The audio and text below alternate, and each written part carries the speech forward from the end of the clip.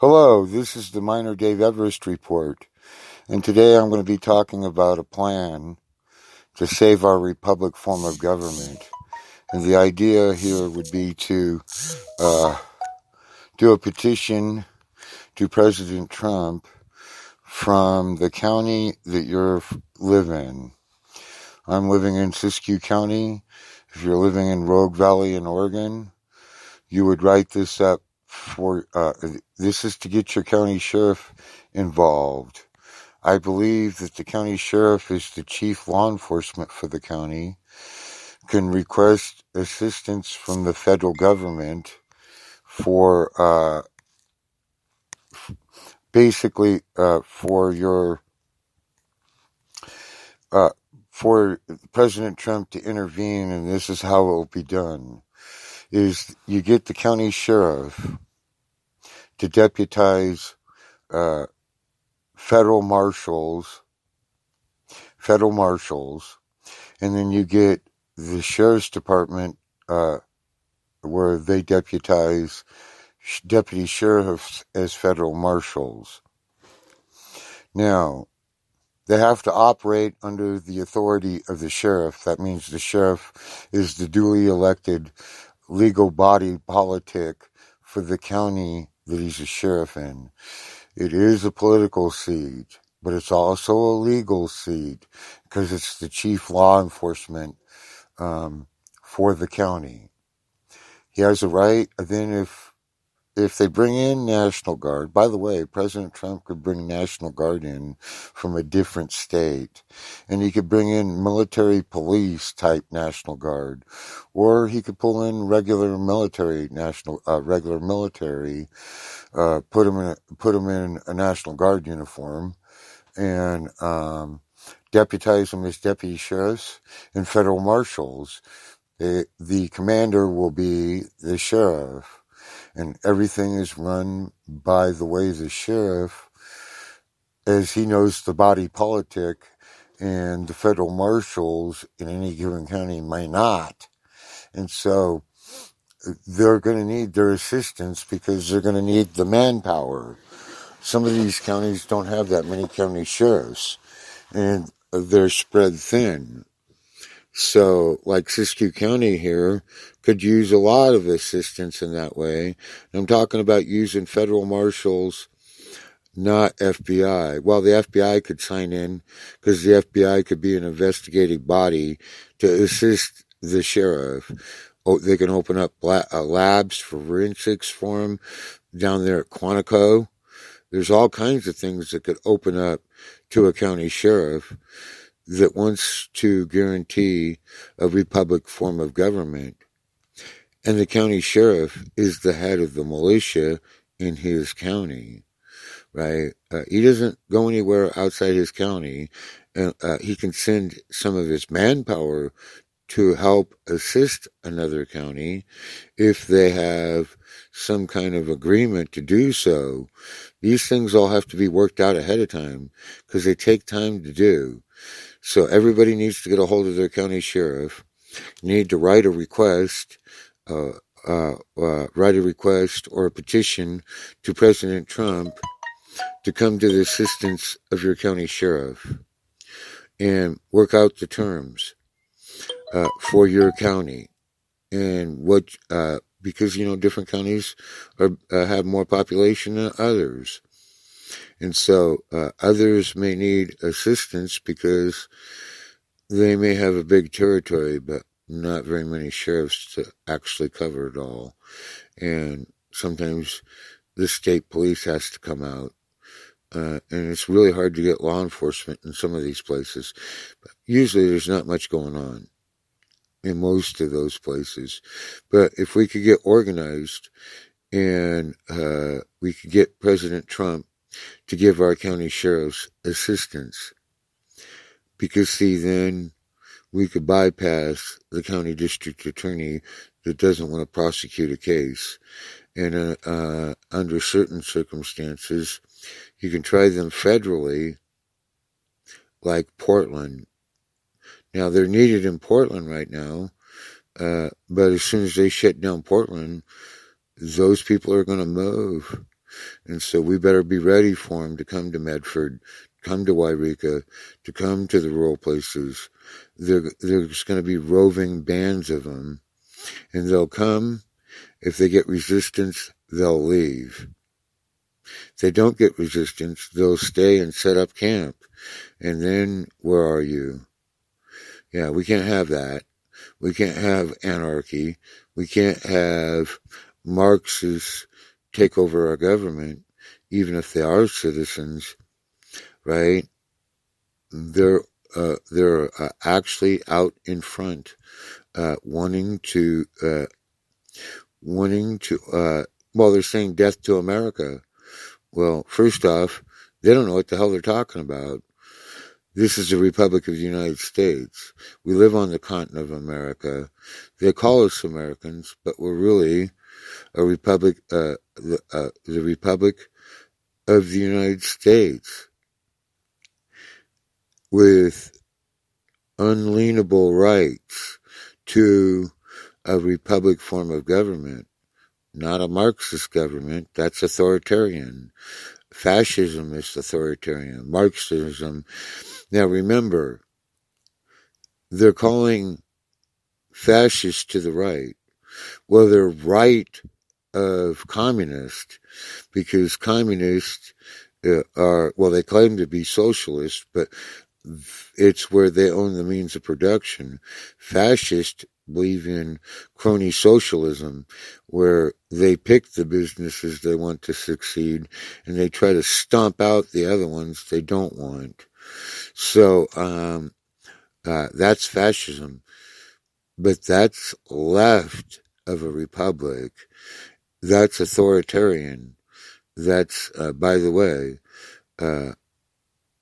right of a republic form of government would be a monarchy, another authoritarian government, or in some cases, merchant oligarchies and banking oligarchies, where they, and everything else you can think of that's got any value to humanity. Fascism, socialism, some people don't know the difference. Socialism, which that was what Hitler was a socialist, and he was authoritarian, and he was a mass murderer. But so was Stalin. Stalin killed more, right?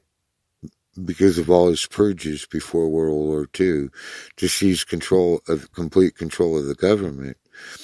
And he had murdered lots of them before Hitler ever came around and killed 20 million of them, right? Fighting in Stalingrad, right? So, hey, these guys all have a bad history. And then, of course, that was Stalinism or Marxism, Soviet style. Then you have Chinese communism, the CCP, is Maoist, and look at how many people they starved to death during Mao's period of time, because he took everybody that was a farmer that owned the land. He took them from them and removed them from being farmers. That's what they knew to do, and moved them somewhere else and did something else with them. And then they put people in that didn't know how to farm. And since they didn't know how to farm, they had crop failure after crop failure after crop failure. By the way, right now, the CCP is in big trouble because they have a bunch of counties flooding like crazy, and the dam could go any time. And then they have like 4 other provinces that are in drought. Oh, by the way, they've been having snow in June and July, and that's their summertime, like it's our summertime, because they're in the northern hemisphere. So, things are heating up, and you can damn well bet the Chinese are funding these Black Lives Matter. It's just a matter of time they find the money, where the money is actually coming from. I know George Soros puts up a bunch, but you can bet somehow the Chinese are funneling money in to Black Lives Matter and to the Democratic Party, and they're shoveling it in like crazy. Anyways, we need to have a plan. We need to plan to get the sheriff on board because in a time of emergency, he can deputize citizens. He can deputize citizens and put them in a training course, a short one, and put them with experienced sheriffs, right? But then you need a little bit more than that. And he is a little bit more than that. He's considered the head of the militia in this county. Now, he doesn't always go off if they send his militia somewhere else to help somebody else. He stays at home with a certain contingency to keep law and order. And then, because see, the county would have the county commissioners could have a militia to protect the continuity of government, and they could use citizens of the county for that and put them under the direction of the sheriff. Lots of ways to go this way, and we the people have the power to make it happen. Each county, I'm in Siskiyou County, whoever's in Jackson or the other counties of California and Oregon, because if Donald Trump is elected, the three governors of California, Oregon, and Washington will secede from the Union. And we want to have all our eggs notched in a row so that President Trump comes in here with the assistance. It stays as a republic form of government, and it means the state of Jefferson can be formed, because we would break away from the state of Oregon, and that's when the fire would be hot to strike, is when Oregon, Washington, and California governors and their body politic of their districts, and we separate out, we divorce them, and we create our own new state. And we, by the way, we could get some favorable terms on our entry points into the United States. We could make it a body politic that all offices are term limited by what they are, and that's all negotiable. And we could see about some things. Anyway, so let's do it. Let's create the state of Jefferson. It's time to get organized. It's time to take care of business. And, right, we need to do it now. And I'm willing to help for what I can. I'm not the guy that's going to be out there carrying a rifle. I'm 60 years old, and I would never pass a physical. So people have to be in shape for this. And those people that are will be eternally grateful, but somebody needs to be on the other end on organizing the body politic. I can do that. So let's get started. Let's organize the body politic. Let's get a hold of our county sheriffs. Let's get a hold of President Trump, and let's get our county and communities protected. If you're in Siskiyou County, you're my neighbor, even if you live on the opposite end of the county, or if you live in Wairika. If you live here, we need to protect it, and we're going to need Donald Trump reelected for that. If he gets reelected, and he gets reelected with a substantial thing, that's when the crap's going to hit the fan. The left will go